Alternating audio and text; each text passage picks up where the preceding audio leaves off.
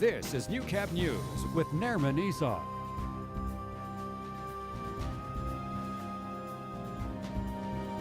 Good evening. Thank you for joining us. Now, there is still a smoky haze here in the border city. All of the smoke is coming from northern Alberta, where most of the province's fires are burning. Now, these are pictures show the situation up in Zama City. Mackenzie County has issued a local state of emergency for the region. Now, Zama City is about 930 kilometers northwest of Edmonton. Fire officials say the smoky conditions should improve in the coming days. Now, while the situation is improving, those with respiratory ailments may have a flare-up due to the smoke. Health officials say if it's causing a problem, stay indoors, close all windows and vents, and limit any strenuous outdoor activity. Children and seniors are also most vulnerable to the smoke, so keep an extra eye on them. Well, a debilitating disease carried by a notorious parasite has now invaded Alberta.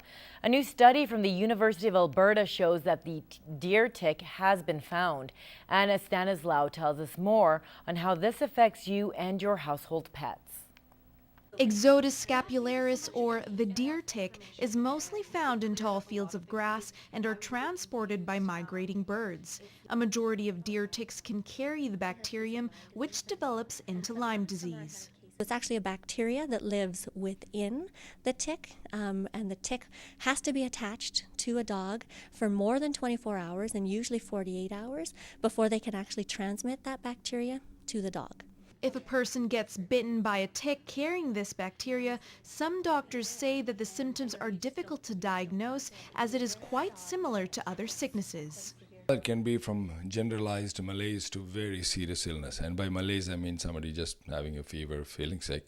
But a rash is very common. And a generalized rash you can find over the body. And it's a very typical rash with a bullseye appearance. 90 to 95% of dogs that have been bitten by a tick that is carrying Lyme disease, those dogs will develop antibodies, but only 5 to 10% of dogs will ever actually get sick. Using topical products to prevent ticks from latching onto your pet can be one of the ways to protect them and yourself. Another way is cover yourself and put anti-bug spray, and when you go out, make sure you avoid heavily infested places where there's a possibility of having ticks.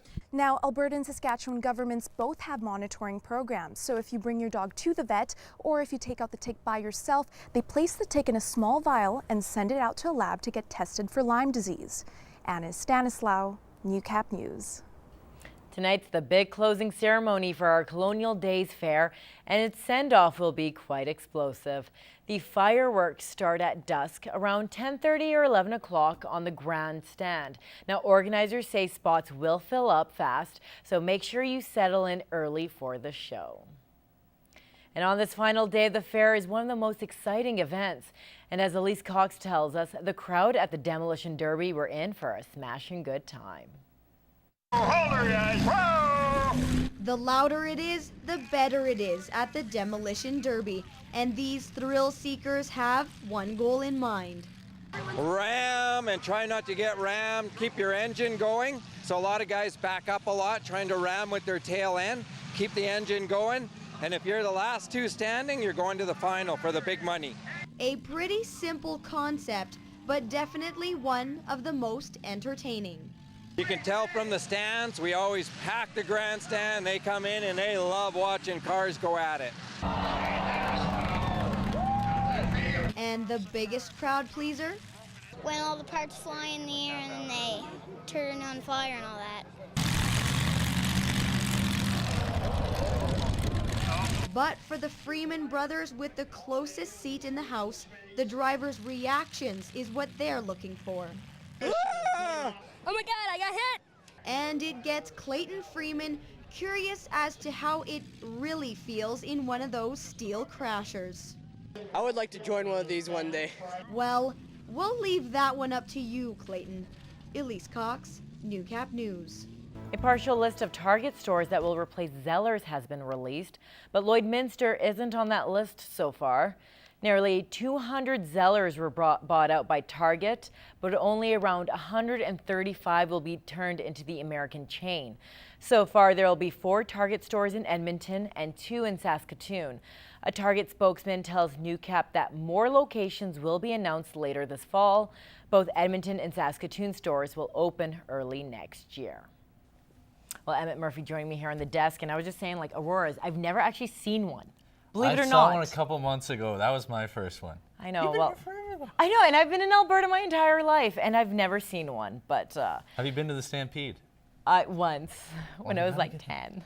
Tomorrow's the final day of this year's Calgary Stampede, and it's the greatest outdoor show on earth winds down. The competition is heating up. After 8 days of racing, the Chuckwagon field has been narrowed down to just 8. For the second year in a row, there is just one CPCA driver in semifinal Saturday. And just like last year, that man is Vern Nolan. The CPCA Tour standings leader had a slow start to the Derby, sitting in 22nd place after 2 days. He followed that up with 4 straight top 10 finishes to finish qualifications in 6th, earning over $20,000 already.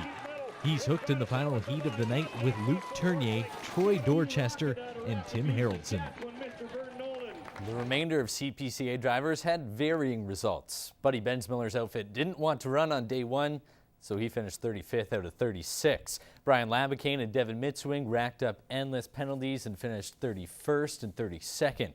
Ray Mitswing ended up 25th. Lloydminster's BJ Carey, one of just 3 rookies, ended up 21st. Vern's brother Shane missed out on an automatic invite to next year by just 34 100ths of a second. Wayne Knight did crack the top 16, finishing 12th, while Jamie Labicane will be invited back, but just missed out on the semifinals by 0.4 of a second. The Lloydminster Vandals return home for the first time in over a month for a game against the Edmonton Army. The Vandals come into the game as heavy favorites. The Green and Black are the only undefeated team this season after knocking off the Calgary Wolfpack last weekend. The Army have won just 1 game, being outscored by an average of 24-9. The 2 teams have only met once in their history. Last year, the Vandals ran over the Army on the road, 49-7. The game is currently underway at Armstrong Field. We'll have updates for you as soon as they come in. The Lloydminster Betcave Rebels U16 team had a fairly successful tournament last week at the Canada Cup in BC. The girls didn't make the podium but weren't far off either, finishing in 4th. This weekend, only a gold medal will do for the impressive squad as they're looking for the provincial title in Stony Plain. The girls came storming out of the gates. They dummied the Outlaws 20-0. That staggering score came in just 2.5 innings of play. The Outlaws gave up while the Rebels were batting in the top of the 3rd.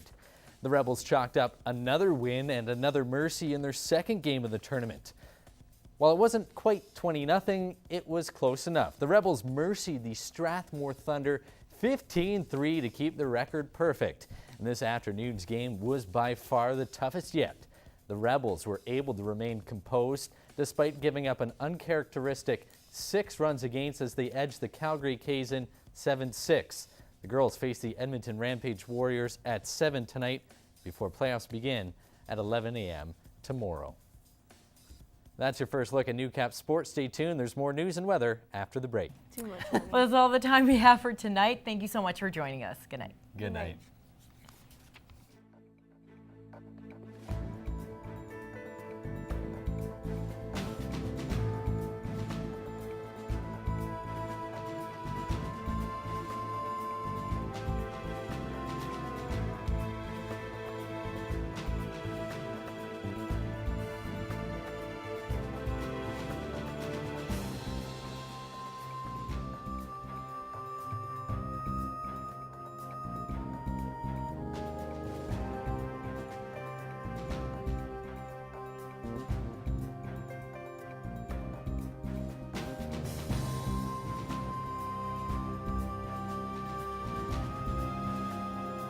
Wardrobe consultations and clothing provided by Cliff Rose for Clothes.